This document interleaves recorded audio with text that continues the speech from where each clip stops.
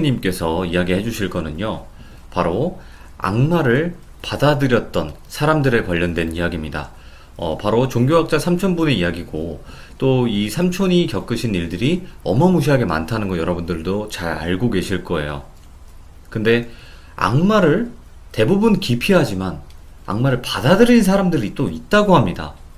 도대체 그 사람들은 어떤 사람들이고 그 뒤에 또 이 일이 어떻게 이어지는지 바로 한번 들어보도록 하겠습니다. 렛츠 가게 갑시다. 네, 호랭이님 안녕하세요. 네, 안녕하세요. 아이고, 또 오늘 이렇게 야외에서 또 참여해 주셔가지고 네. 감사드립니다. 오늘 또 종교학자 삼촌분의 이야기에서 악마들을 또 본인들이 직접 받아들인 그런 사람들이 또 있었다고 해요. 네, 맞아요. 본인들이 직접 네. 받아들인 사람. 그런 사람은 도대체 뭘까 궁금하긴 한데 어떤 이야기일지 간단하게 소개 좀 부탁드리도록 하겠습니다. 그냥 말 그대로 이제 본인들이 뭔가의 빙의가 되었을 때 네. 그거를 이제 받아들이는 거죠. 그냥 본인이 그걸 거부하지 않고 그거를 오. 받아들였을 때 생기는 문제에 대해서 좀 말씀을 드리고 싶고 그런 거를 오늘 말씀드릴 거예요. 알겠습니다. 도대체 악마를 어쩌다가 또 받아들이게 됐는지 바로 한번 네. 들어보도록 하겠습니다. 렛츠가 길이십니다. 기릿 갑시다.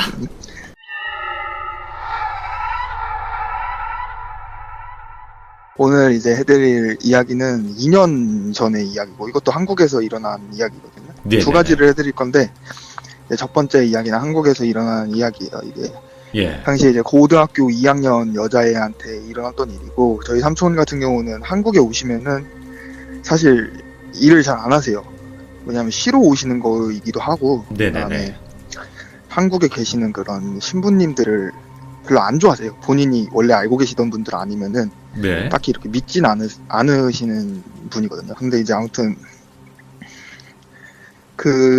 이 일도 본인이 이제 예전부터 알고 계시던 분이 소개를 해주셔서 좀 맞게 되셨는데 네.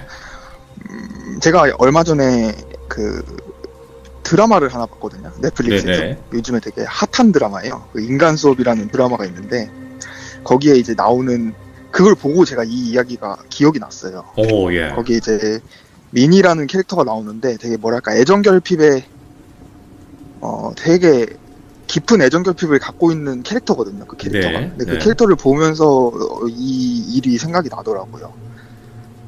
그래갖고 당시에 삼촌이 이 아이를 보러 갔을 때에도 좀 특이한 게 가족이 이제 찾아왔던 게 아니라 학교 선생님하고 네. 학교에서 되게 친했던 아이가 애를 맡고 계시는 보호자분하고 같이 찾아와갖고는 가셨다고 하더라고요. 예. 그래서 이제 갔는데, 그러니까 흔히들 이제 구마 의식을 하기 전에 상태를 보면은 되게 안 좋은 경우가 많잖아요. 몸이 그렇죠. 뭐 많이 상해 네. 있다던가. 근데 이제 이 아이 같은 경우는 남한테 이제 피해를 끼치는 그런 케이스라고 하기보다는 예.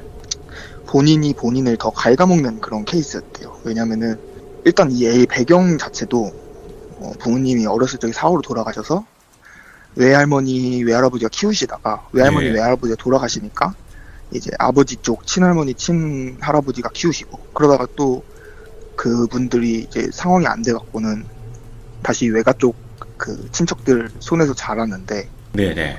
사실 애를 뭐 진짜 불쌍하게 생각해서 이렇게 애를 데리고 있었다기보다는 이제 좀 애한테서 뭔가를 얻고자 애를 키웠대요. 그 네네네. 고모님이 말씀을 하시기를. 근데 이제 그렇게 다 뜯기고 나서는 이제 결국에는 그 집안의 막내였던 그 고모님한테 아이가 맡겨진 거죠. 근데 이제 그 고모님이 아이를 뭐 이렇게 사랑해주고 해주지는 물론 않았지만 그렇다고 해서 전에 그 본인 가족들처럼 뭔가 아이한테서 뭔가를 뺏어가고자 애를 데리고 있었던 건 아니래요. 네네. 그냥 안쓰럽기도 하고 해갖고는 이제 본인이 맡아 키우는데 이미 애가 왔을 때부터 상태가 별로 안 좋았대요.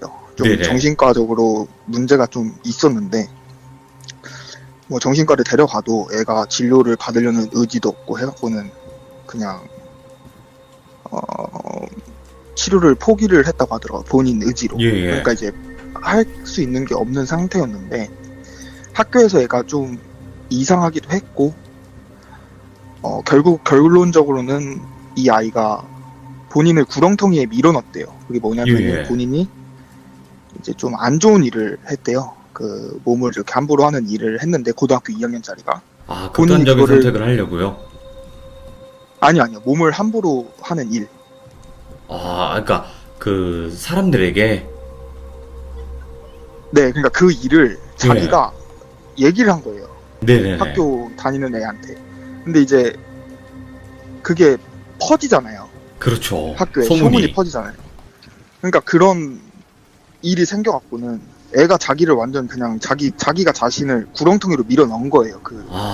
그런 일을 하고 뭐 학교에서 혼잣말을 되게 많이 했대요. 네네. 그러니까 예를 들면은 본인이 계속 뭐 이걸 이렇게 해야 되나? 라고 하면은 갑자기 목소리를 바꿔갖고는 뭐 약간 좀 할아버지 목소리를 내면서 뭐 아니야 뭐 이건 이렇게 하면 안 돼 막 이러면서 혼자서 막 이렇게 1인 2역을 막 하는 그런 경우도 있고 했는데 네네네. 담임 선생님께서 좀 천주교 쪽 신자이신가 봐요. 그래갖고는 애랑 상담을 해보고 이제 본인이 다니는 천주교에 데려갔다가 그게 천주교에서 이런 이야기가 나오니까 이제 담임 교사로서 그 보호자를 만나서 상황 설명을 하고 네. 이제 삼촌하고 그 소개받은 신부님이 가게 된 거죠. 네네네.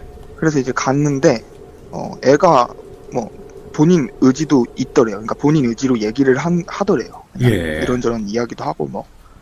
근데 이제 문제는 자기가 한 일을 기억을 못 하더래요. 본인이 학교에 다니면서 왜 그런 거를 소문을 냈니? 라고 얘기를 했는데, 그러니까 왜 그걸 얘기했니? 라고 했더니, 본인이 기억을 못 하더래요. 본인이 말한 거를. 내가 그랬다고요. 그래서 약간 좀 자연스럽게 그런 소문이 퍼졌다는 듯한 네. 뉘앙스를 가지고 있고, 근데 이 애의 가장 큰 문제는 계속해서 본인 몸을 함부로 하고 뭐랄까요, 본인을 자꾸 그 구렁텅이로 밀어넣는 상황에서 뭔가 사랑을 짓고 갈구를 하더래요. 그러니까 막 보니까 핸드폰도 보니까 막 채팅 어플 이런 거 있잖아요. 이런 거 막 잔뜩 깔려갖고 네. 거기서 좀 막 안 좋은 일을 막 하는데 되게 나이가 드신 분들도 막 만나고 이랬나 봐요. 네. 그러니까 근데 이제 본인이 말을 하기로는 본인 자신이 그러는 거를 알고 있더래요. 네. 본인이 자꾸 몸을 그렇게 함부로 굴리는 거에 대해서는 알고는 있는데 그거를 하지 마, 이게 안 좋은 거다라는 인식이 안 박혀 있더래요. 예. 그리고는 하는 말이 삼촌한테 나도 알고 있다. 왜 아저씨하고 저기 저 신부님이 여기 오셨는지 알고 있다. 네. 근데 나는 그게 뭔지 몰라도 난 이 사람이 내 옆에서 사라지는 게 싫다. 이렇게 말을 하더래요. 예. 그러니까 왜 그러냐고 물어보니까 나는 이 사람이 내 인생 살면서 가장 좋은 사람이고 내가 이 사람 덕분에 이렇게 혼자 뭔가 안 좋은 선택을 하려고 했는데 이 사람이 있어갖고 내가 좀 버텼다. 네. 그래서 그 사람이 누구냐, 어떻게 오게 된 사람이냐라고 얘기를 하니까 거울을 갖고 오더래요. 거울. 예. 그 손거울 있죠. 예. 손거울을 하나 갖고 오더니 그 삼촌이 바라보는 방향으로 이렇게 등을 지고 앉더니 거울로 삼촌을 이렇게 쳐다보더래요. 네. 거울 이렇게 비추면서 그러면서 되게 걸걸한 아저씨, 할아버지 목소리를 내면서 얘기를 하더래요. 네. 내가 누군지 왜 궁금하냐고 묻더래요, 삼촌한테. 네. 그게 중요하냐고 묻더래요. 그래서 삼촌이 중요하다. 누구냐, 어디서 왔냐, 뭐 이런 식으로 얘기를 하니까 나는 너네들이 만든 거다. 너네들이 이기심이나 너네들의 욕심이 만든 거고 내가 지금 이 아이한테 와 있으면서 내가 이 아이의 삶의 원동력이 되었다. 이렇게 얘기를 하고는 애가 거울을 내리고는 또 다시 이렇게 정상으로 돌아오더래요.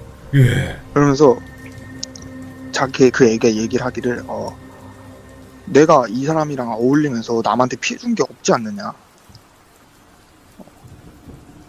본인이 이렇게 몸을 함부로 굴리는 이유도 뭔가 그런 걸 하면은 내가 갖고 있는 뭐랄까 약간 좀 공허함이 이렇게 채워지는 기분이 들었다. 아.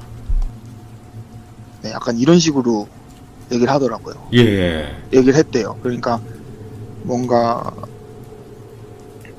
본인이 이제 뭐라고 얘기를 해야 될지 모르겠는데 이거 원치 않는 거예요. 그냥 네. 이 사람이 그게 무엇인지 몰라도 그거하고 이 자기가 이렇게 연결이 탁 끊어지는 거를 원치 않았던 거예요. 근데 본인 근데 이런 경우도 삼촌 되게 많이 봤대요. 네. 이런 경우 많이 봤는데 저번에 화선이님도 말씀하셨다시피 이런 경우에 그냥 강제로 뜯어버리면은 문제가 커진다는 걸 삼촌이 알고 있으니까. 그쵸. 그러니까 일단은 이 애한테 가장 필요한 거는 지금 당장의 구마 의식이 아니라 뭔가 정신과적인 치료가 뭔가 우선 돼야 된다고 삼촌이 판단을 하시고는 이 애를 데리고 우리 누나한테 간 거예요. 큰 누나한테. 아, 그러면 네. 이제 그 여성분은 말 그대로 구마의식이나 퇴마의식을 했을 경우에는 목숨을 잃을 확률이 높다는 거잖아요. 정신을 잃거나. 네, 그러니까 이걸 이렇게 뜯어버리면은 애가 못 버틴다는 걸 아는 거죠. 그렇죠. 애가 네. 버틸 수가 없다고. 본인 의지로 계속 데리고 있는 상황이라서 구마 의식 자체도 뭐 안 될 뿐더러 얘가 지금 정상적인 사람이라면 자기가 하고 있는 행동에 뭔가 문제가 있다는 걸 알아야 하는데 그쵸. 그거를 알지 못하는 상황이니까 우선은 정신과적인 치료가 우선 돼야 된다고 판단하신 거예요. 그래서 이제 그 보호자분께 잘 설명을 드리고 애한테 갔대요. 애를 데리고 이제 누나한테 갔대요. 그래서 누나 이 이유 이야기는 제가 오늘 누나한테 따로 물어봤거든요. 예, 예. 누나가 뭐 많이 얘기는 안 해주세요. 왜냐면 어쨌든 환자 기록이니까 많이 안 해주시고. 그래도 특이했던 상황, 네. 이거를 처음 들으시는 분들도 있으니까요. 그 누나분이 어떤 분인지 간단하게 소개는 해주시는 게 좋을 것 같아요. 저희 누나, 큰 누나 같은 경우는 그냥 정신과 의사고요, 지금. 네네네. 네, 정신과 의사고 개인 병원에서 지금 차려고 일을 하고 계세요. 대학병원은 레지던트 생활 끝나자마자 나오셨고, 네네네. 지금 개인 병원에 계시고, 빙의 환자들을 좀 많이 다루세요. 오, 예. 네, 빙의 환자들을 뭔가 정신과적인 소견으로 많이 다루시는 분이시기는 해요. 근데 아무튼 이제 누나한테 데려가셨는데 누나는 좀 특이했대요. 자기가 좀 네. 처음 보는 유형이었대요. 왜냐면은 상담을 한 2주간 나눴대요. 네네. 근데 이제 누나가 그 심리 상담도 수련을 따로 받아갖고 심리 상담도 가능한 사람이거든요. 근데 이제 심리 상담 쪽으로 먼저 해야 될 거란 판단을 해서 하는데 좀 특이했던 점이 얘기를 안 하더래요. 그냥 예, 예. 예를 들어서 뭐 30분간 상담을 나누잖아요. 그러면은 30분 동안 누나만 얘기를 했대요. 그냥 계속 2주 가까이를. 그러니까 이게 지금 약물 치료가 들어가기 전에 뭔가 애가 마음을 좀 열어야지 뭐 약물 치료를 할 텐데 네. 약물 치료는 가능하지도 않다. 뭐 이런 식으로 얘기를 해갖고는 그 애를 데리고 대학병원으로 넘어가려고 자기 아는 선배한테 이제 데리고 가려고 치료를 잠깐 한 일주일 정도 쉬는 타이밍에 그냥 애가 집을 나가버린 거예요. 오, 예. 그러니까 이제 막 부모님 난리 나고 그 보호자분들도 좀 난리가 난 거죠. 예, 그래서 예. 이제 경찰에 신고를 했는데 애가 잡힌 곳이 근처 모텔이었어요. 거기서 또 그 짓을 하다가 잡힌 거예요. 아, 숙박업소에서? 네, 숙박업소에서 그 짓을 예. 하다가 잡혔는데 보니까 이 애가 혼자 일하는 것도 아니에요. 뭔가 주변에 뭐 이런 업소 같은데 이렇게 끼고서 일을 하는 애였던 것 같은데 경찰한테 말하기를 그런 거 없다. 그러니까 애는 알았던 걸 자기가 처벌이 안 될 걸 미성년자이기 때문에. 아, 예. 그러니까 본인이 계속 아니다 그런 거 아니다. 그러니까 경찰도 이제 더 이상 뭐 어떻게 진행을 할 방법이 없는 거죠. 거기서는 애가 아니라고 하니까. 예, 예. 근데 어쨌든 이제 그런 상황에서 잡혀갖고 이걸 도대체 어떻게 해야 되나 하다가 그 신부님께서 어차피 구마 의식은 내가 직접 하는 거니까 나는 하겠다. 네. 그래서 삼촌이 좀 충돌이 있었대요. 이미 정신과를 갔던 아이고 너네들 원칙상 정신과 갔다 온 애들 구마의식 할 권리도 없는데 네가 무슨 권리로 구마의식을 집전을 할 건데 이제 신부님이 아니 지금 나는 사람을 살리고자 하는 건데 본인도 이 일 엄청 오래 하시면서 많은 상황 겪으시지 않았냐. 근데 왜 갑자기 이런 식으로 하냐 뭐 이런 식으로 하면서 좀 충돌이 있었나 봐요. 네. 그래서 신부님한테 말을 했대요. 내가 구마의식 하는 거를 진짜 수도 없이 봤는데 저런 애들 함부로 했다가 너 저 애 책임질 수 있어? 너가 너가 뭐 저 애 평생 데리고 살 거야? 뭐 이런 식으로 말을 했대요. 그렇지. 그랬더니 책임감이 신부님, 네, 근데 그 신부님은 말은 사람을 살리고자 한다고 얘기는 하는데 그 네. 사람은 그냥 그 몸 안에 있는 불경스러운 걸 빼고 싶은 거예요. 예. 본인의 업이니까 그게 본인의 업무잖아요. 어떻게 보면은. 그래서 이제 그거를 빼려고 하고 삼촌은 하지 마라. 먼저 할 게 있다라고 했는데 예. 이제 그분이 삼촌이 이제 그 애를 보려고 그러니까 그 애를 그냥 잡아두지 않고 그 애가 어딜 가나 밤마다 어딜 가고 하나 이렇게 따라다니셨대요. 그냥. 네. 그러니까 처음에는 그냥 포기하시려 했대요. 솔직한 말로. 자기도 너무 이전에 겪은 일들도 많고 하니까 지쳐갖고는 포기를 하려고 했는데 뭔가 좀 애가 계속 생각이 나갖고는 이제 따라 나가셨나봐요. 나가셨는데 애가 웬 PC방 건물 골목 그 주차장 쪽에 앉아갖고는 이렇게 흡변을 하면서 혼잣말을 하더래요. 예.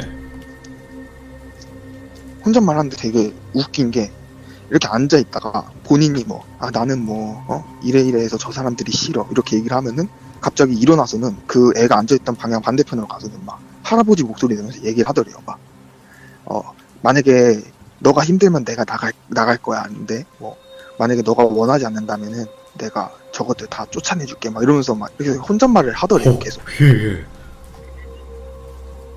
그리고 나서 삼촌이 애를 그 상태로 두고 그 손거울 있잖아요. 예. 손거울을 가지러 가셨대요. 그 애가 손거울 보고 얘기했던 게 생각이 나갖고는 그 손거울을 가지러 가셨는데 네. 그 손거울을 찾아보니까 없더래요.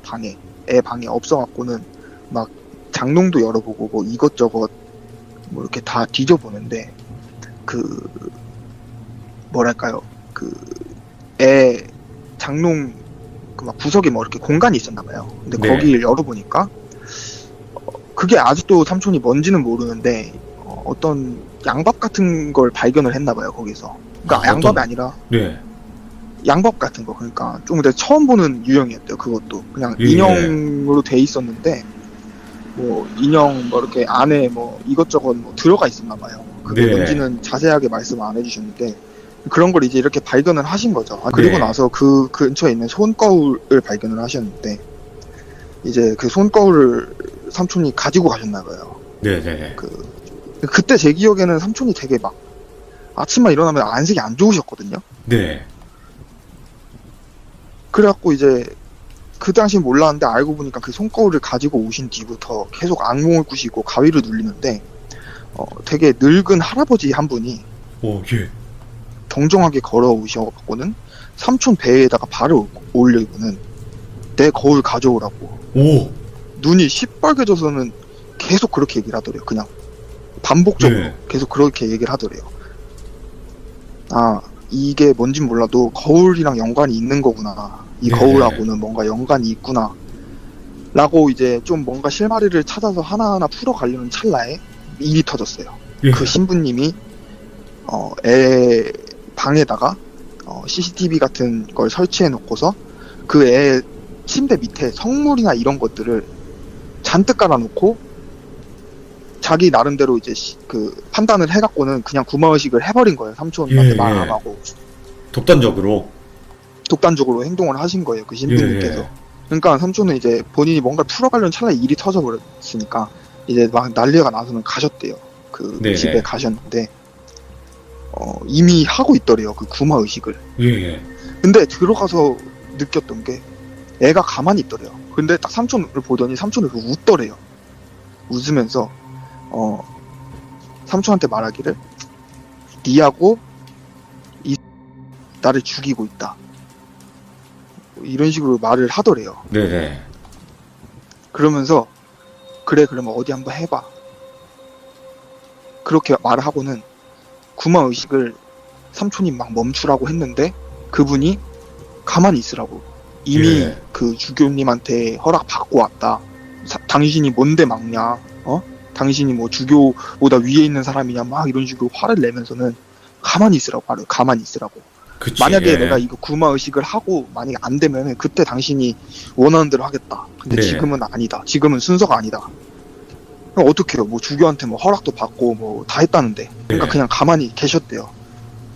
그리고는 꼬투리 하나 잡으려고 거기서 영상 켜고 녹음 켜고 다 켜놓고는 그냥 기다리신 거예요.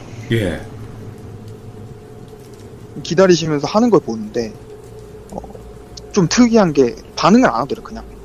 근데 이런 경우는 딱 그냥 하나밖에 없대요. 네. 이 애가 완전히 먹혔거나 아니면은 이 애가 이 악마라는 거를 자기 몸으로 받아들여 갖고는 아예 반응을 안 하는 거예요. 그러니까 나갈 방법이 없는 거예요. 그때부터 예. 빼낼 방법이 없는 거예요. 두 번째 거잖아요. 그러니까 그래서 아무튼 계속 하는데 뭐 기도를 하고 막 하는데 막 웃더래요. 그냥 뭐 하나님이 뭐 어떻게 하신다 하면은 막 웃더래요. 그냥 웃으면서 막 니네는 니네가 만든 신이 너네가 그 신을 닮았다 생각하냐고 막 이러면서 얘기를 하면서 막 웃더래요. 그냥. 오, 악마구만. 네. 근데 더 특이한 거는 그 아이가 뭐 여태까지 뭐 말했던 그런 할아버지 목소리가 아니라 그 아이의 뭐 목소리로 막 비웃으면서 얘기를 하더래요. 네. 그래서 나를 이렇게 만든 거는 너네들이라고. 너네 인간들이 그런 건데 왜 이제 와갖고 뭔가를 하려 하냐. 오. 뭔가 웃기지 않냐. 막 하다가 그분이 이제 성수를 갖고 애 머리에다가 막 하는데 애가 지지 않겠다는 듯이 막 그 신부님을 노려보더래요. 그냥 계속 예. 막 노려보면서 막 소리를 지르더래요. 그때부터 해봐 막 이러고 막 인간을 사랑하라 막 이러면서 막 계속 반복적인 얘기를 하더래요. 예. 그러니까 좀 특이했던 거죠. 그 애 뭐 악마가 뭐 거부하는 건 둘째치고 이 애 자체가 거부하고 있는 거예요. 그 자기가 이걸 하는 거 자체를. 예. 그러니까 헛짓하고 있다고 봤대요. 삼촌은 헛짓하고 있네. 이거 딱 봐도 헛짓이다. 체력만 낭비하는 거다. 라고 하면서 신부님이 거의 1시간 가까이 그렇게 하시는데 갑자기 애가 삼촌한테 거울 달라고 하더래요. 거울. 예. 거울 내 거울 달라고. 내 거울 달라고 하니까 삼촌이 줬대요. 거울 배 위에다 이렇게 올려놨대요. 오. 그랬더니 배 위에 올렸더니 애가 이거 좀 풀어달라고 하더래요. 어차피 나 아무 짓도 안 할 거라고. 그 사람도 저기 구석에서 그냥 웃으면서 보고 있다고. 아무 짓도 안 할 거라고. 풀어달라고. 그래서 손을 이렇게 풀었대요. 예. 풀었더니 애가 거울을 잡고는 또 앉아갖고 뒤를 보고 얘기를 하더래요.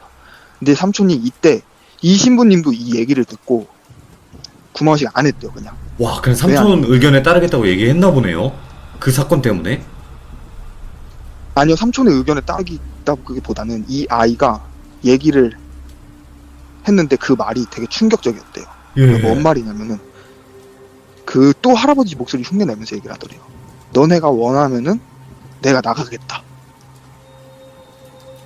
너네가 뭐 진짜 나를 이 몸에서 빼고 싶어 하면은 나가겠다. 근데 한번 생각해봐라. 내가 악마냐 니네가 악마냐. 내가 이 아이 몸에서 나가면은 너네가 악마가 될까? 아니면 이 몸 안에 들어가 있던 내가 악마가 될까? 이렇게 얘기를 하더래요. 이해가 안 되면서도 이해가 되는 말인 것 같아요. 느낌이. 네, 그러니까 이 아이의 몸에서 내가 나가면은 이 아이는 뭐 진짜 한 달도 못 죽겠죠. 가서 네. 잘못될 거다. 어. 근데 내가 이 아이 몸에 있으면은 이 아이는 나라와 함께 살아갈 거다. 근데 예. 너희들 신념이라는 거에 이끌려서 이 아이 몸에서 나를 빠져나가게 한다면은 이 아이한테 내가 악마일까 너가 악마일까 하면서 예. 되게 아이러니하지 않느냐 막 이러면서 웃더래요. 네네네. 그러니까 이제 거기서 신부님도 오신 거죠. 그 신부님도. 예. 뭔가 내가 할 수 있는 게 없구나. 예. 그리고 삼촌도 이런 경우를 많이 봤지만 이렇게 극단적인 경우는 못 봤대요. 완전 극단적인 상황인 거잖아요. 내가 여기서 해버리면은 여기서 이걸 빼면은 진짜 이 아이가 살아갈 수 없겠구나. 그리고 이 아이는 평생을 고통받다가 이 아이한테 우리는 결국 악마가 되겠구나. 그러니까 그런 이유로 그냥 구마의식을 접었대요. 거기서. 어떻게 보면은 되게 진짜 완전 교활한 거거든요. 진짜네. 예. 이게 해봐 하면 위로 네. 간다잉 이런 느낌 아니에요. 네, 계속 그런 느낌이었던 거예요. 예. 근데 이제 이런 경우는 그 몸 안에 빙의를 받아들인 그 사람 자체가 좀 나아져야 돼요. 그 본인의 의식이 생겨야 되는데 그렇죠. 네네. 이 사람 같은 경우는 이 애 같은 경우는 그게 없던 거예요. 완전 그냥. 그러니까 이 애한테 가장 필요했던 감정은 사랑이라는 감정이잖아요. 네. 그러니까 이 악마든 뭐든 이 어디서 온지 모르는 이게 그 아이 몸에서 그 사랑을 충족시켜주면서 본인의 욕구를 채우는 거예요. 계속 네. 애를 데리고. 음. 그리고 애가 뭐 힘들어하면은 옆에서 누가 달래줘요? 뭐 고모가 달래줘요? 아니면 친구들이 달래줘요? 본인이 그렇죠. 옆에서 달래주면서 애하고 완전 공조를 하는 거죠, 거기서. 그러니까 결국에는 그 삼촌 같은 경우에는 이 애를 데리고 뭐 정신과 진료를 받게 해주면서 좀 길게 상황을 보자 네. 했대요. 이 아이가 지금 받아들이고 있는 상황에서 이 양마라는 게 이 아이 몸을 뭐 완전히 갖고자 뭐 욕심을 낼 것 같진 않았대요. 그냥 딱 네네네. 봐도 그냥 뭔가 저렇게 반반 하면서 그냥 살아갈 것 같았는데 어쨌든 몸에 들어가 있으면 안 되는 거니까. 네. 왜냐하면은 사람들한테 영향을 끼치지 않더라도 그 죽은 사람의 영혼이나 혹은 뭐 악마라고 하는 것들이 그 막 이렇게 산 사람 곁에 있으면은 안 되죠. 산 사람 몸이 되게 안 좋아진대요. 그냥 네. 옆에만 있어도. 근데 이제 1년도 안 돼서 아이는 성인이 되고 잠적을 했대요. 그냥 잠적을 했대요? 네네. 1년 네. 좀 지나갔고 했나. 아무튼 성인이 되기 직전이라 했나 되고 나서라고 했는지 모르겠는데 아무튼 그냥 잠적했대요. 예. 집 나가갖고는 어디 있는지도 모르고 어떻게 됐는지도 모르겠다고 하더라고요. 근데 만약에 어디서 잘못되면은 나라가 좁으니까 분명히 가족들한테 연락이 왔을 텐데 네. 아직도 뭐 이 이야기를 제가 얼마 전에 들었으니까 그 얘기를 듣고 나서는 뭐 딱히 이유 얘기를 안 해주신 거 보면 아직도 못 찾나 봐요. 이 여자라는 사람. 그럼 결말이 나지 않은 이야기네요, 이게. 결론이 나지 않았죠. 그 밝힐 수도 없었대요. 그 거울이 뭔지 예. 뭐 애가 이 인형에 뭐 한 짓은 누가 한 건지 혹은 뭐 어디서 온 건지도 밝혀지를 못했고 그냥 확실한 거는 애 몸에 씌었던 게 애를 완전히 장악하기보다는 애와 같이 이렇게 합을 맞춰가면서 우리 사람들이 뭔가 할 수 없게 만들었던 거는 맞대요. 본인이 받아들여서. 되게 안타까운 사건으로 기억을 하시더라고요, 삼촌도. 그러니까 악마를 받아들인다는 것 자체가 일단은 네. 본인 자기 중심이 없는 상태에서 대부분 그렇게 될 경우가 많다는 거잖아요. 그쵸. 대부분은 그렇죠. 네. 그래서 그 이후로 해결이 되지 않았고, 그리고 그 늙었던 어떤 악마? 그 존재에 대해서도 확실하게 알 수는 없었던 그런 이야기였던 것 같네요. 네, 삼촌은 좀 후회를 하시더라고요. 왜냐면 무속인분한테 네. 데려갔으면은 뭔가 해답이 있지 않았을까라고 생각은 하시더라고요. 지금 생각하시기로는. 근데 이제 그래요? 당시 그 신부님, 네, 그러니까 삼촌도 뭔가 양밥 같은 걸 봤을 때도 뭔가 이국적이기보다 한국적인 양밥이라고 생각이 들었고, 예. 그리고 아무래도 한국에서 일어난 사건이다 보니까 뭐 외국에서 뭐 이 아이가 뭐 해외여행을 갔다 왔던 것도 아니고 분명 한국 내에서 뭔가에 씌었던 것 같은데 네. 오히려 신부님보다는 내가 무속 쪽 종사하시는 분을 데려갔으면 좀 상황이 나아졌을 수도 있다고 얘기는 해요. 근데 이제 당시엔 너무 그 신부님이 독단적으로 행동을 하셨고 막 거기서 아마 데려간다 했으면 난리도 나셨을 거예요. 그 신부님 자체도. 그러니까 이제 그러게요.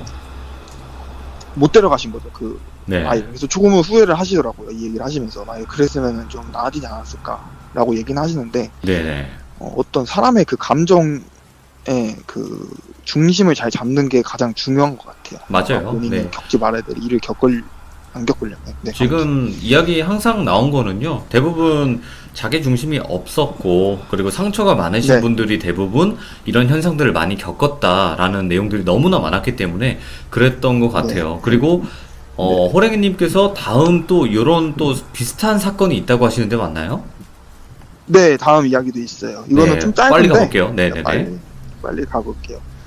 이 이야기는 이제 일본에서 일어난 이야기고 일본. 2000년도 초반에 일어났대요. 예. 빨간 마스크 아시죠? 좀 이야기는 좀 골 때리는데. 알죠. 나 이뻐 그거.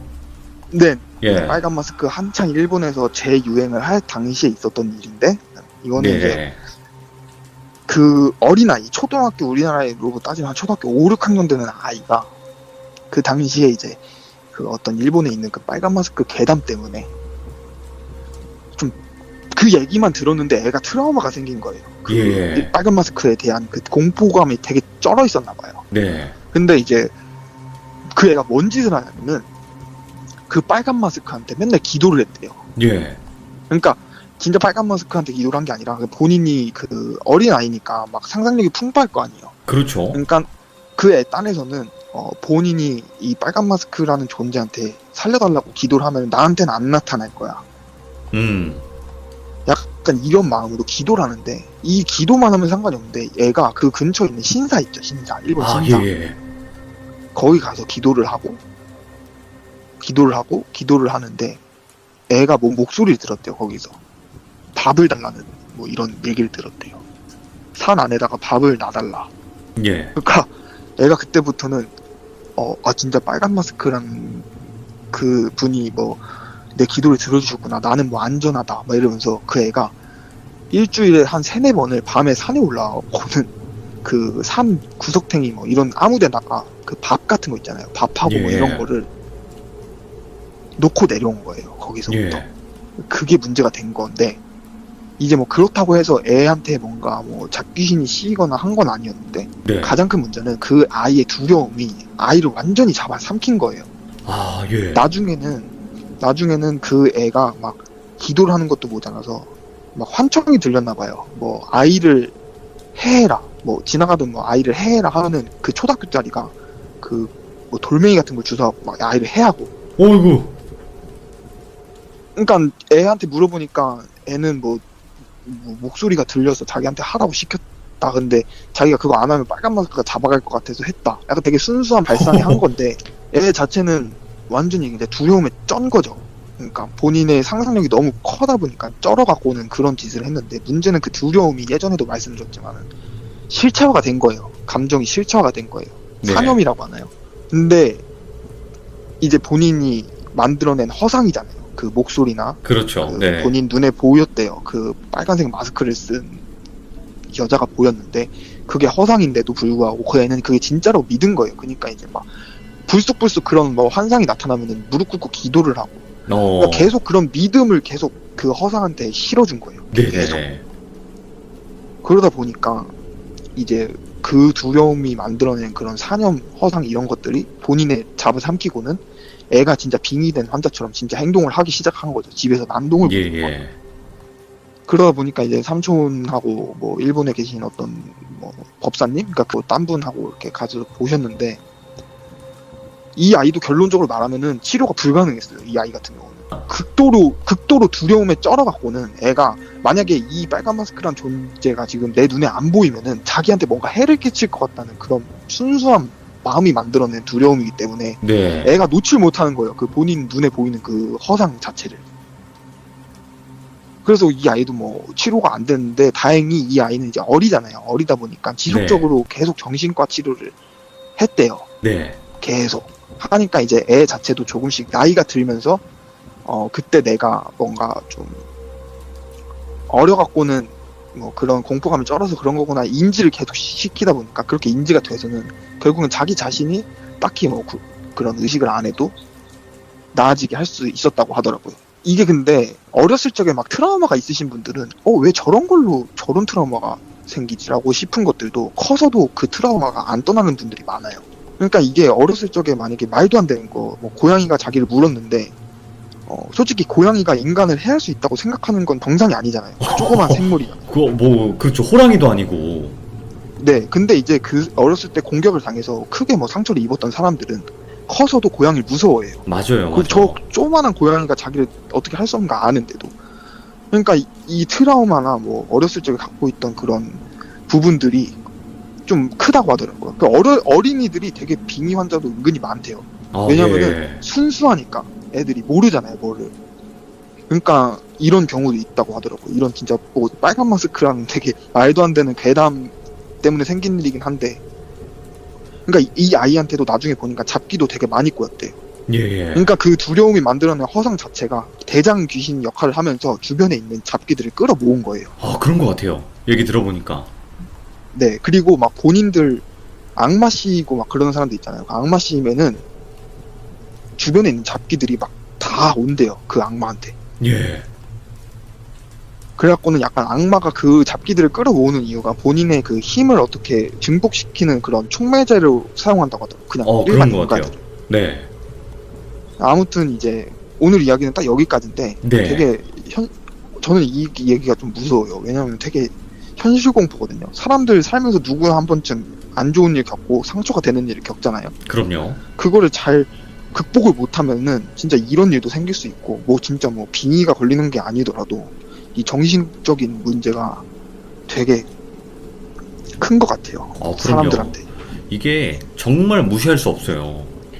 무시할 수 맞아요. 없는 것 중에 하나고, 그리고 뭐 사실은 이거를 믿거나 말거나는 본인들의 판단이지만 뭐 네. 재미로 그냥 들어주셔도 돼요. 근데 분명히 이런 일들도 벌어지고 있다라는 것도 사실이기도 해요. 그죠? 네, 제가 뭐 얘기를 좀 못해갖고 얘기가 좀 허황되게 들릴 수 있는데 이게 직접 그 종교학자 삼천분의 실화를 들으신 거를 그대로 전달해 주시는 거니까 뭐 조금은 다른 면이 있을 수도 있겠지만 분명히 삼천분이 거짓말 치신 건 아니거든요. 그쵸? 네, 그쵸. 그리고 이 삼촌이라는 사람 자체도 영화 속에 사는 사람이라고 얘기를 하는 사람이 많아요. 그러니까 진짜 영화 인물이 아니라 그냥 진짜 되게 일반 사람들이 겪기 힘든 일을 그러게요. 분이에요. 근데 왜 그러냐면은 삼촌이 좀 이런 종교인 분들을 만나면서 얘기를 들어보면은 종교인 분들이 늘 그러더래요. 늘 나는 다른 사람들이 돕고 살아야 되는 인생이다라고 얘기를 하더래요. 외국의 네네. 점성술사 분들 이런 분들도 있잖아요. 그런 분들도 다 그러더래요. 그냥 본인 팔자 자체가 남들한테 영적인 도움을 주고 살 수밖에 없는 팔자고 한번 너가 이 일에 발을 들인 이상 아마 너가 죽을 때까지 이런 사람들이 계속 너를 찾아올 거다라고 얘기를 예. 하더래요. 네.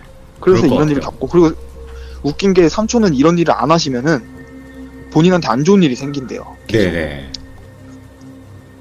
계속 뭔가 이 일이 생긴다고 하더라고. 자기가 이런 일을 좀 신경을 끄거나 뭐 도움을 필요한 사람을 무시하면은 이런 일이 생긴대요. 또 그럴 수도 있겠네요. 네.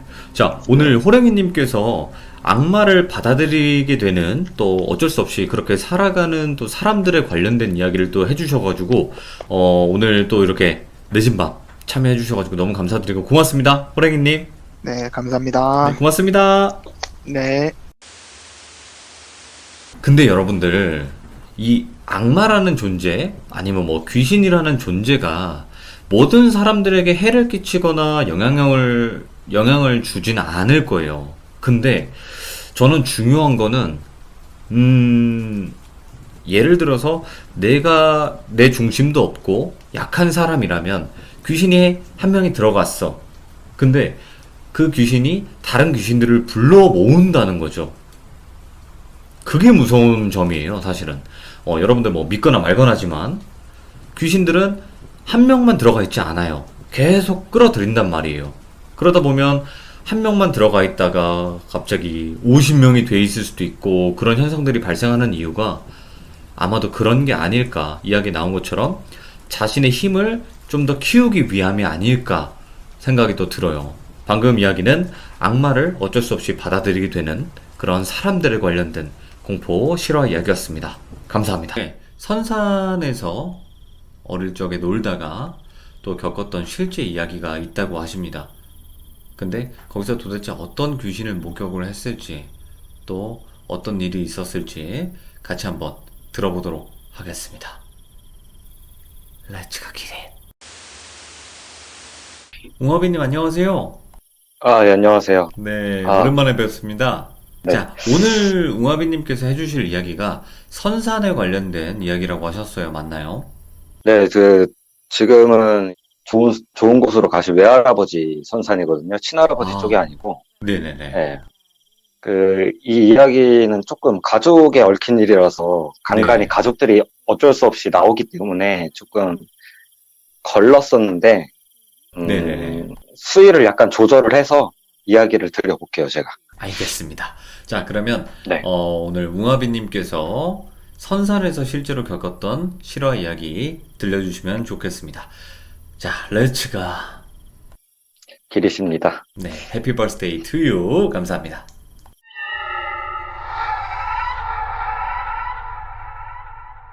옛날에는 자매들이 많잖아요. 저희 외갓집도 저희 어머님께서 둘째고, 자매가 위로 4명, 그리고 아래로 막내로 쌍둥이 삼촌 2명이 있어요. 2분이 있어요. 네네. 그래서 그렇게 총 6분이 있으신데, 지금은 좀 사이가 조금 안 좋아져가지고 많이 안 모이는데, 어릴 때는 그 여름 휴가 때나 그럴 때 간간히 다 같이 모였어요. 외할아버지 댁에. 네. 그래서 그때도 솔직히 지금 잘 기억이 안 나는데, 여름이었던 거는 맞아요. 여름 휴가 때 정도였던 것 같은데, 외할아버지 댁으로 다 모였죠. 그 네네. 이모들하고 삼촌들이랑 다 모이고, 사촌 동생들, 그리고 저희 친형이랑 그 사촌 형들도 다 오고, 그렇게 됐는데, 저희 친가족 같은 경우에는 조금 다른 의미로 좀 복잡하게 사이가 안 좋고, 네. 외가 쪽은 그 문제될 건 사실 없는데, 그냥 막 싸워요. 그렇게 만나면. 네. 그 이모들이랑 삼촌들이 그러니까 로테이션 돌면서 싸우거든요. 어떤 날은 뭐 큰 이모랑 삼촌들이랑 싸우고, 어떤 날은 막내 이모랑 저희 어머니랑 싸우고, 이렇게 돌아가면서 싸워요. 늘상 있는 일이라. 네. 아무튼 그러는데, 그날도 다 모여가지고, 어른들이 이제 화투 치시잖아요, 모이면. 그렇죠. 예, 화투 치다가 또 무슨 이유인지는 모르겠는데, 이제 또 큰 소리가 나기 시작한 거죠. 네. 그래서 엄청 싸워요. 그래서 당시에 제가 중2였는데, 제 위로 사촌 누나들이 3자매가 있었고, 네. 제 아래로 사촌 동생들이 2이 있었어요. 그리고 제일 큰 형이 23살이었어요. 오, 그때 예. 그 형은, 금형이라고 할게요, 금형. 그 형이 23살이고 군인이었는데, 휴가 맞춰서 온 거예요. 늦게 왔어요. 네. 저희가 먼저 가 있었고. 그러고 있다가 한참 어른들 막 싸우고 있으니까 저희가 어리니까 뭐 어떻게 하겠어요, 그거를. 그렇죠. 그때 늦게 금형이 와가지고 어른들 막 싸우고 있으니까 분위기 파악해가지고 다 동생들이니까 다 데리고 일단 나갔어요. 네. 어른들 싸우는 거 보지 말라고. 누나들도 다 나오고 제 사촌 동생 2명도 이렇게 다 나온 거죠. 그래서 그 외할아버지 시골댁이 시골도 시골인데 진짜 구석진 시골이에요. 네네네. 할아버님 혼자 살고 계셨고, 그래서 그 뒤로는 할아버지 명의로 된 선산이 하나가 있었는데, 네. 참 희한한 게 제가 선산을 그때까지 올라가 본 적이 없었어요. 그 묘지도 있기 때문에 보통은 한 번쯤 올라가 보잖아요. 네. 예, 근데 어른들이 못 올라오게 했어요. 저희 그냥 아래에 있고 어른들만 올라갔다 오겠다 이런 식으로 해가지고 한 번도 올라가 본 적이 없었거든요. 네네네. 그래서 아무튼 그렇게 저희들끼리 나와가지고 형들이랑 동생들이랑 누나들이랑 시골 구석진 곳이라 빛도 거의 없고, 그러고 정신없이 거기서 그렇게 나와 있는데, 거기서도 참고로 말씀드리는데, 제가 그 연가 소리로 많이 듣는다고 했잖아요. 그렇죠. 가장 많이 듣는 곳이 외할아버지 댁이에요. 오, 예. 어떤 식으로 들렸을까요? 예. 그러니까 별 소리가 다 들리는데, 예. 여자 목소리로 말도 많이 걸고, 남자 목소리로 말도 많이 걸고, 그러니까 어느 곳을 가든 뭐 제가 군대 얘기도 드렸지만 가장 많이 들었던 게 외할아버지 그 동네거든요. 네네. 그래서 형들이랑 그렇게 나와 있는데도 제잘제잘 소리가 계속 들리는데도 제가 형들이랑 같이 있으니까 별로 무섭진 않았어요.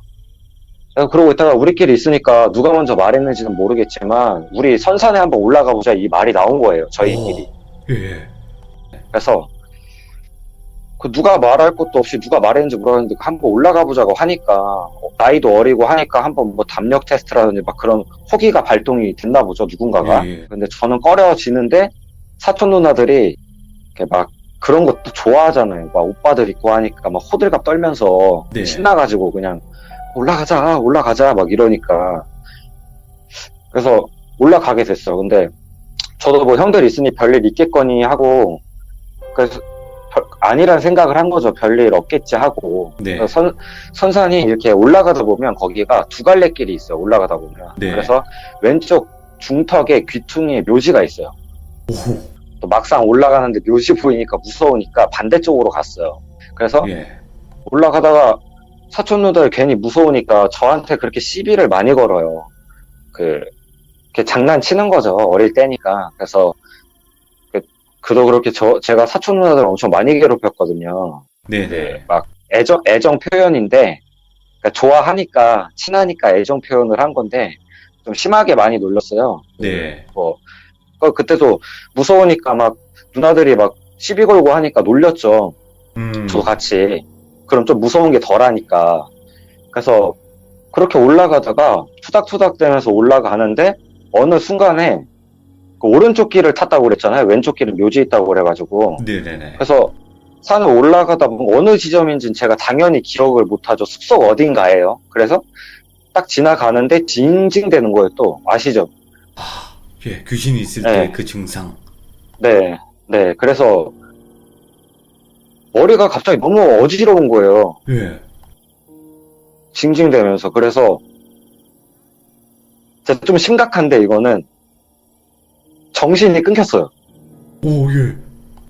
그냥 갑자기 징징대다가. 예. 그러다가 제가 정신이 이렇게 반쯤 돌아올 때 있잖아요. 정신을 딱 이렇게 완벽하게 차려다기보다는 네. 이렇게 내가 뭐 하는지는 모르겠는데 간간히 정신이 들어오는 느낌 있잖아요. 예. 네네. 근데 제가 돌을 줍고 있는 거예요. 어딘가에서. 예. 정신 차려보니까. 그리고 주변도 이렇게 보니까 형들이랑 사촌들이 안 보여요. 여기가 네. 어딘지도 네. 모르겠고 엄청 당황스러웠는데 돌 줍던 장소 앞쪽에 보면 냇가가 흐르고 있는 거예요. 네. 그리고 반대편에 이렇게 돌 무덤 같은 거 있죠. 돌 무덤 같은 거. 예, 예. 그게 하나가 딱 있어요. 크기에. 정신 잃고 차렸을 때 돌을 줍고 건너편을 보는데 그 돌무더기 위에 그냥 당연하게 여자 한 명이 거기 앉아 있는 거예요. 소름 돋아. 예. 여자 한 명이요? 그래서 예. 그거 보고 제가 무섭지도 않았어요. 너무 당연하게 있어가지고. 제가 그냥 멍하니 시선이 걸로 가더라고요. 그래서 쳐다보고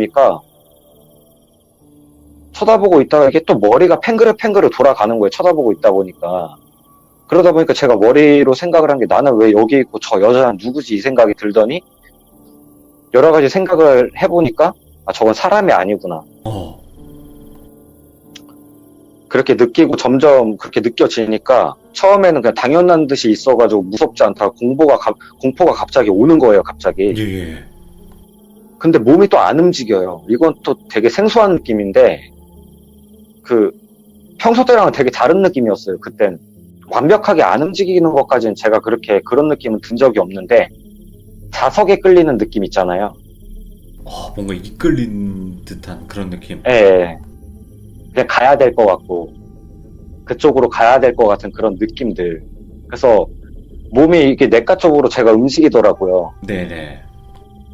그러더니 그 냇가 반대편에 있는 돌 무더기 위에 영가가 자리 깔고 앉아있는 예. 돌 무더기 위에 앉아있는데 그 돌 무더기 위에 있는 돌을 하나하나 집어 들면서 냇가로 던지는 거예요. 제 쪽으로. 오, 예. 그래서 처음에는 제가 냇가에 들어가진 않고 냇가 바로 앞에 있었으니까 저한테 최대한 가깝게 던지더라고요. 예. 그걸 제가 주웠어요. 그 다음번에는 또 돌을 던지는데 점점 물가 쪽으로 돌을 던지더라고요. 네.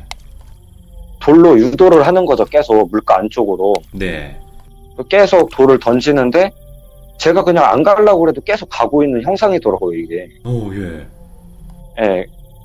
근데 그때 당시에도 몸은 움직이고 있는데 머리로 걱정했던 게 뭐냐면 네.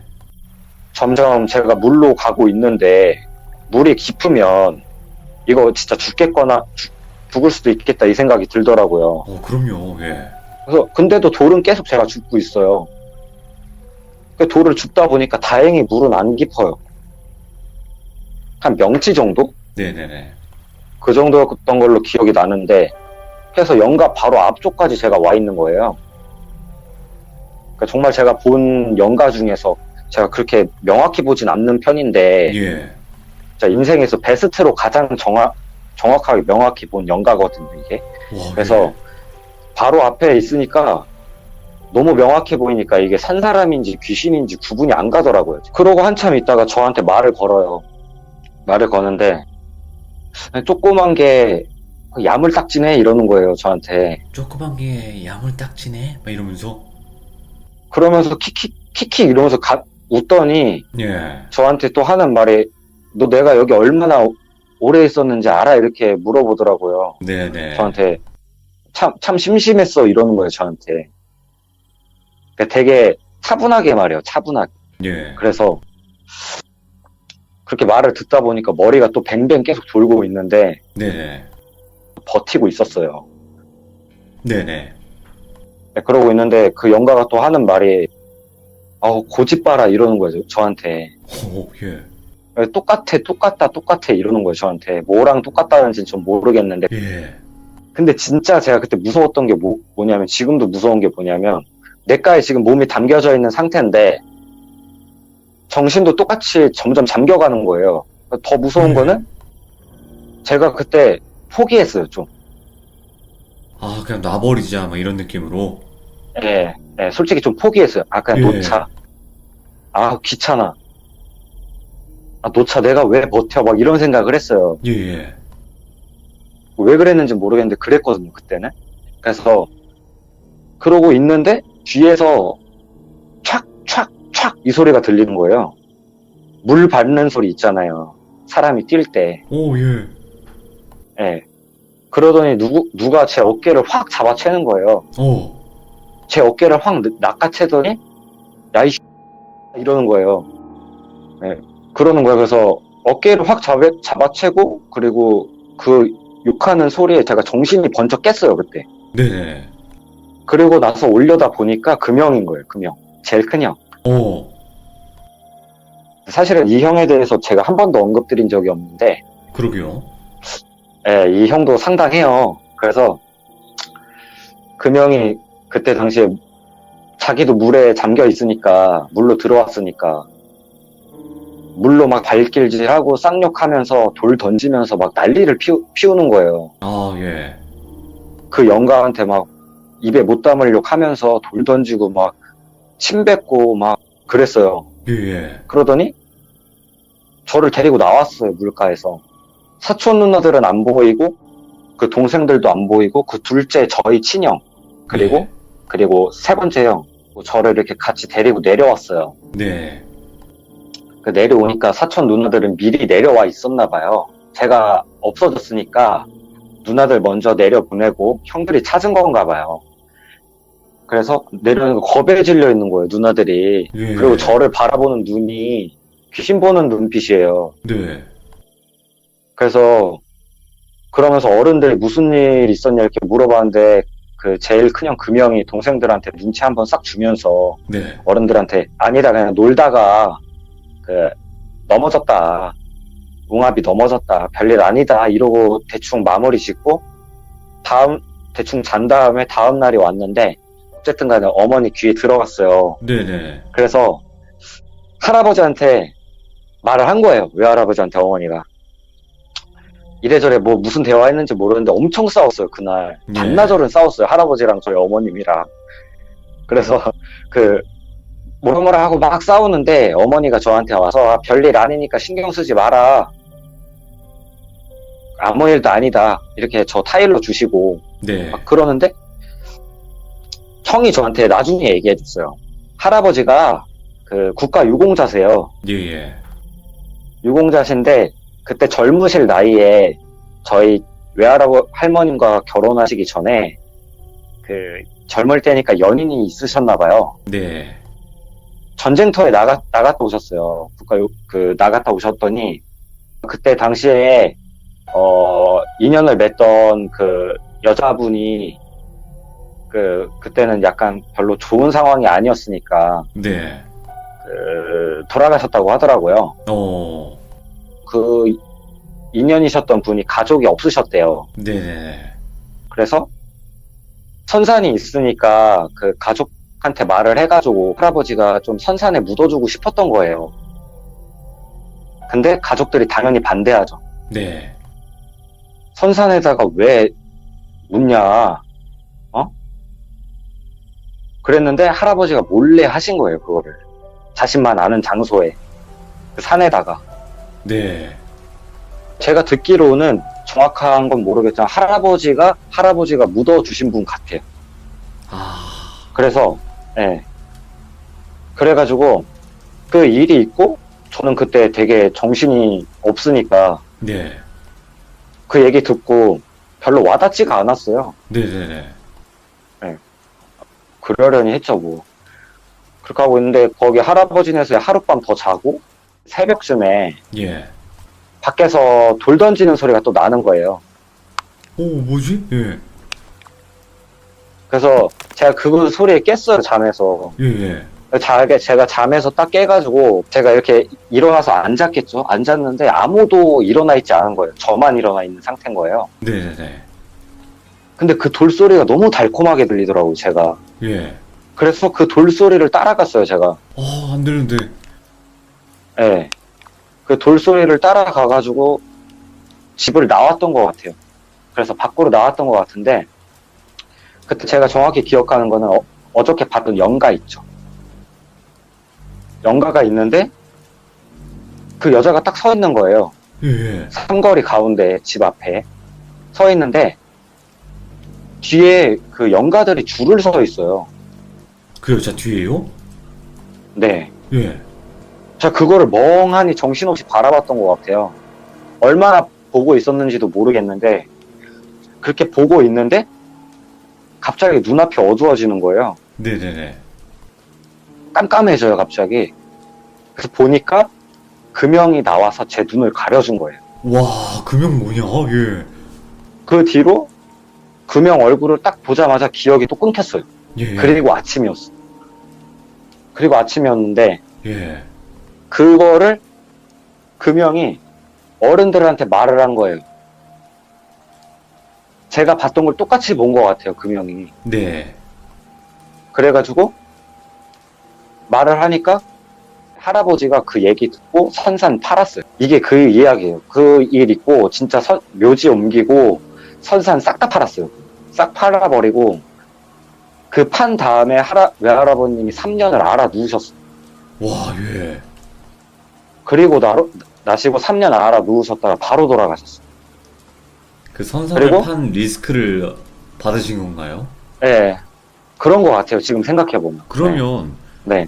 저는 이해가 되지 않는 부분이 만약에 네. 뭔가 할아버지의 은혜나 뭐 덕을 보셨던 분이잖아요. 거기다 묻어주셨다는 거는. 네. 근데 왜 웅하빈님을 해코지를 하려고 했을까? 글쎄요. 그렇게 파고들면 이해가 안 될 수 있는데 속사정은 모르겠죠. 그때 당시에 저한테 그 내과에서 돌 던져서 제가 유도 당했을 때 네. 저한테 말을 몇 번 걸었다고 했잖아요. 근데 저도 많이 듣잖아요. 네. 살면서. 악한 영가들은 그렇게 말을 안 해요. 오, 그 말 공감합니다. 예. 네. 뭔 말인지 알겠어요. 네, 뭔지 네. 아시겠죠. 네네네. 알겠네요. 그래서 지금 생각해보면 그냥 어떤 마음인지는 모르겠지만 감히 제가 네. 그러니까 보통 그냥 악한 감정을 가진 영가들로 판단을 하기에는 조금 힘들지 않을까, 이 일은. 그러면 그 금형 있잖아요. 금형. 지금도 연락하시나요? 제가 제일 좋아하는 형이에요. 아, 그러니까 이 형이 아직도 제가 많이 따르고 네. 그러니까 스타일이 어떠냐면은 겁도 없고 정의로워요, 약간. 아닌 것 같은 일이면 그냥 그러니까 자기가 피 흘리고 자기가 다쳐도 좀 나서는 스타일이에요. 야, 멋진 형님 분이시네요. 좋은 형이죠. 그 형님과 관련된 에피소드도 아시는 것도 분명히 있으실 것 같고, 어차피 앞으로 또 참여하시면서 많은 또 에피소드들이 나올 것 같아요. 그쵸? 금형이랑도 엮인 일이 되게 많은데 금형 이야기를 다음번에 한번 주제 삼아서 제가 한번 해드릴게요. 알겠습니다. 웅하빈님께서 이렇게 늦은 밤에 또 오늘 생일이신데도 불구하고 또 이렇게 참여해주셔서 네. 너무 감사드리고, 정말 정말 감사합니다. 네. 고맙습니다. 네, 감사합니다. 네, 감사합니다. 자, 방금 이야기는 웅하빈님의 선산에서 겪은 실화 이야기였습니다.